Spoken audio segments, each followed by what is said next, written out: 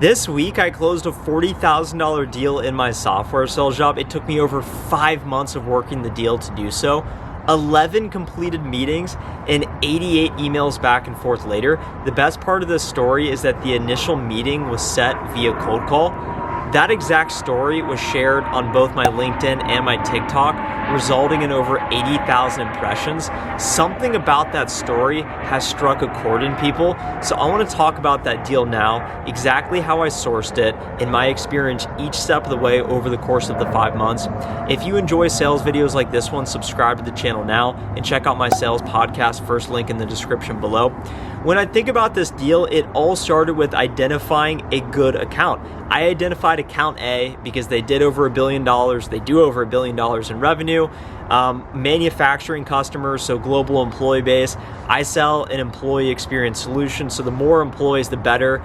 They were about 2,655 employees collectively, global organization.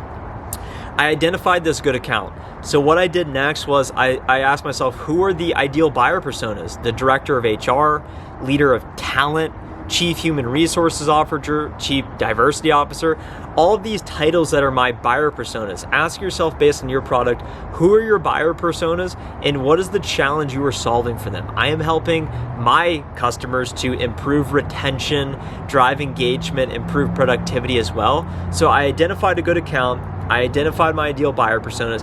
I understand how I help the buyer personas. So next was finding the actual buyer personas. So I found customer or prospect A, B, C, D in this account. I started prospecting them.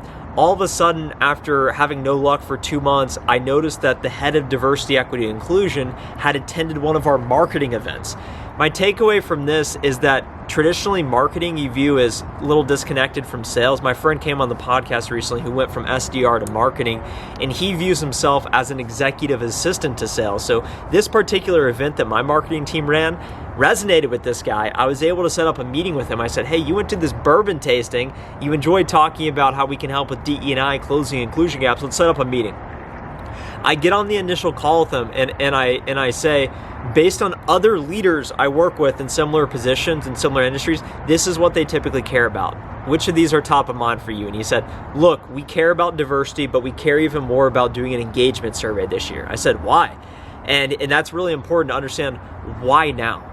And he said, well, we haven't done it in a couple years and we want to do it. We want to get the voice of the employee. We see the great resignation, war for talent, all of these challenges. So I said, perfect, let's do it. We had the initial meeting, and then leading up to that second meeting, I said, who are the other stakeholders involved here? Who will need to sign off? Who will be a part of this project or benefit from it? And we found out that colleague one of his, I'm keeping out names for anonymity here, female, we connected her into another conversation. We did a discovery call. With discovery, I talked about it in yesterday's video. You want to understand metric, economic buyer, positive business outcomes, decision criteria, decision process, timeline, budget, compelling event, all these things. We identified it, and keep in mind, this was in October, November of last year. So I was thinking to myself, oh, this is going to be a Q4 deal. This is going to be a great deal. We ended up going through the demo and then went into a bit of a stall period because we weren't clear about the actual decision process. We found out that the prospect's VP, I'll call him VP, he is the one who actually signs off on it and says, yes, we're going to do it or not. So we went back and forth a lot because they were unclear on their timeline. That was the biggest thing that held us back in this deal, is they did not have a clear timeline of execution. Naturally, it pushed into the start of the new year. So I found myself in January and I said, I got to close this deal in Q1. I moved it to probable in my forecast. So I was really trying to drive urgency. I got on a meeting with my main champion, and he said, yeah, I think we're looking to do this maybe sometime in August. And I said, wow, August, that's going to be a problem because you won't sign the contract now, and then we're going to have to wait a couple months, and time kills deals. So I said, what is it going to take for you guys to sign the contract this quarter? Because we can get you to sign the contract now and then set the start date up later. He liked the sound of that, and that was helpful, but it still didn't really get us anywhere.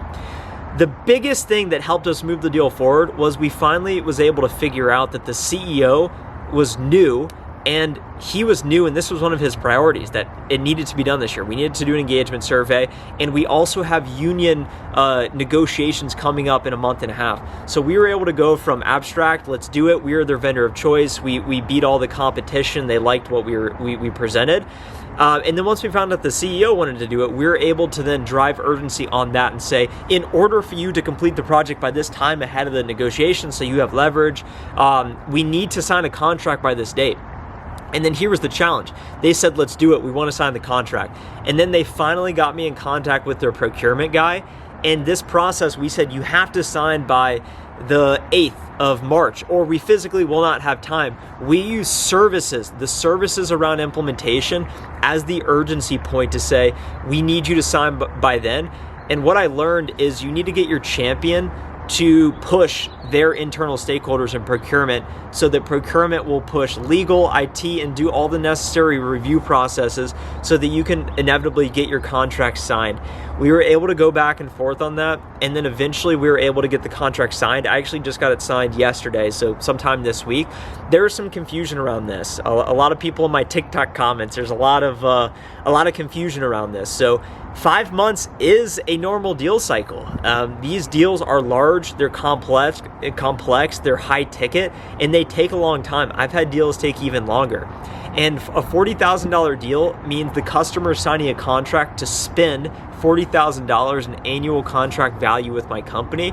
As an account executive, I get paid about 10% of that. So you can do the math and see what I actually get paid out in the form of compensation based on performance for that quota relief. But that's what I get. I now find myself as an account executive, level 5, senior account executive. My quarterly quota is $216,000. So I, in essence, need 5 of those deals a quarter to even be in a position to hit my quota. Our research shows if you have 240K deals, you can make up the rest in some ways. So you need a couple big deals. And what you need to know about this as you think about your own journey in tech sales, whether it be SDR, finding a job, account executive, it's all about deal size.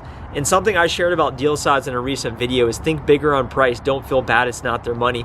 Start with a higher number. And this deal in particular was one that they didn't even negotiate me on. I could have started higher, and I think they would have done it. So I feel like I left some on the table. I'm still proud of the deal. And ultimately, that's how it worked out. As you think about your own job and your goals, another takeaway from this deal is that the initial meeting was set up on a simple cold call. It was as basic as that. The guy happened to want to be doing something this coming year, so I caught him at the right time, right place, right contact, and was able to set the meeting. And a big part of cold calling is just that, is getting lucky, is finding the right person at the right time with that compelling event, because you can have the best talk track and still not set the meeting, and that's one of the challenges. And I think that that's what discourages people from calling. I hope you guys enjoyed this breakdown here today. I certainly enjoyed closing the deal. It made me feel good. I'm happy that my posts helped a lot of people. I think people like to see the breakout of the numbers of saying it took 88 emails back and forth. So when you start to quantify things, people like that. And that's why when you quantify your daily activities, calling, emailing, prospects added to your sequence, that's how you be more successful, using numbers to improve your process. And that's what a lot of software is, using numbers and data to improve processes, to reduce cost, increase revenue, or mitigate risk. If you enjoyed this video today or got any value from it, hit the like button now if you haven't already. Subscribe to the channel. Go take a look and subscribe to Sales for Siege podcast. First link in the description below. Connect with me on LinkedIn if you'd like to see more of my written posts. And of course, we're putting the tick in the TikToks. Catch me on there as well. Have a great rest of the day. Bye.